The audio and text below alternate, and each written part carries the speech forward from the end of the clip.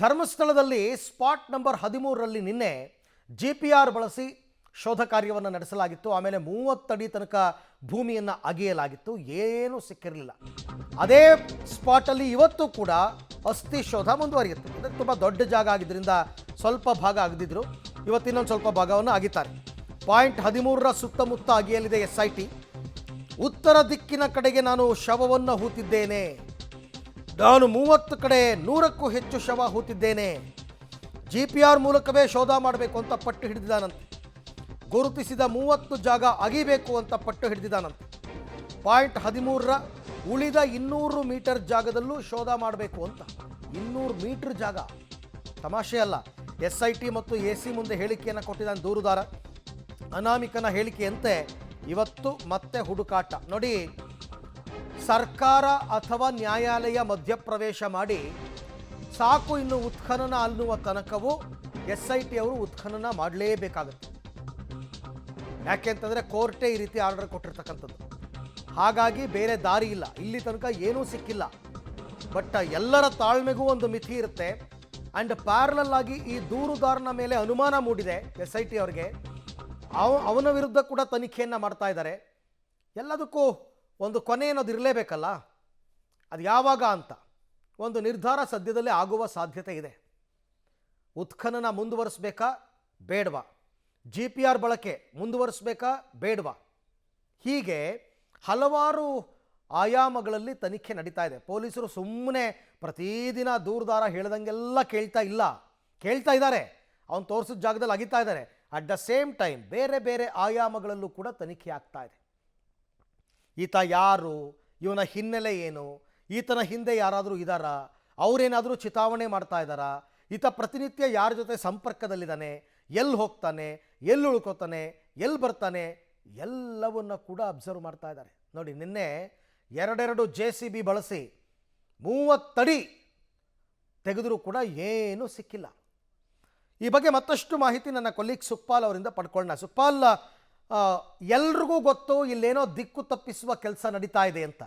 ಆದರೆ ಬೇರೆ ದಾರಿ ಇಲ್ಲ. ಸರ್ಕಾರ ಅಥವಾ ನ್ಯಾಯಾಲಯ ಮಧ್ಯಪ್ರವೇಶ ಮಾಡೋ ತನಕ ಆತ ತೋರಿಸಿದ ಜಾಗದಲ್ಲೆಲ್ಲ ಇವರು ಅಗಿಲೇಬೇಕು, ಅನಿವಾರ್ಯ. ಆ ನಿಟ್ಟಿನಲ್ಲಿ ಇವತ್ತಿನ ಕಾರ್ಯಾಚರಣೆ ಹೇಗೆ ಅಂತ?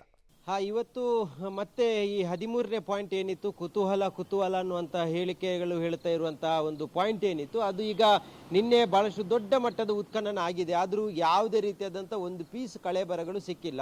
ಆದರೂ ಆತ ಹೇಳ್ತಾ ಇದ್ದಾನೆ, ಈ ಒಂದು ಸ್ಪಾಟಲ್ಲಿ ನಾನು ಇನ್ನೊಂದಷ್ಟು ಕಡೆಗಳಲ್ಲಿ ಸಾಕಷ್ಟು ಪ್ರಮಾಣದಲ್ಲಿ ಶವಗಳನ್ನು ಹೂತಾಕಿದ್ದೇನೆ, ಅದನ್ನು ತೆಗಿಲೇಬೇಕು ಅನ್ನುವಂಥ ಒಂದು ಪಟ್ಟನ್ನು ಹಿಡಿದು ಕೂತಿದ್ದಾನೆ.